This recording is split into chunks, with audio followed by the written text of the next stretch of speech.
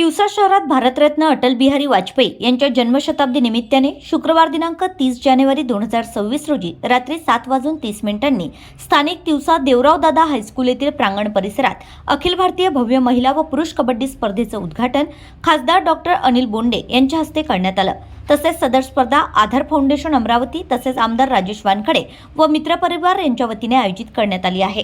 ही अखिल भारतीय भव्य महिला व पुरुष कबड्डी स्पर्धा मान्यवरांच्या उपस्थितीत भारतरत्न अटल बिहारी वाजपेयी, राष्ट्रमाता व छत्रपती शिवाजी महाराज यांच्या प्रतिमेचं पूजन करून त्यांना अभिवादन करण्यात आलं। त्यानंतर कबड्डी स्पर्धेच्या उद्घाटनाला सुरुवात करण्यात आली।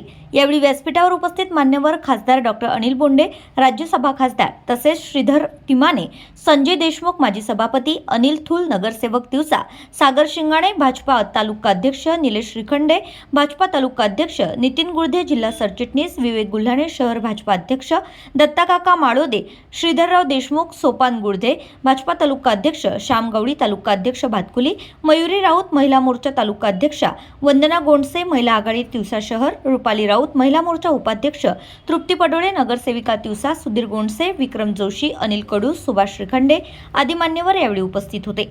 तसेच तिवसा तालुका व शहर येथील महिला पुरुष मोठ्या संख्येने यावेळी उपस्थित होते। तिवसा तालुका प्रतिनिधी नंदकिशोर मते।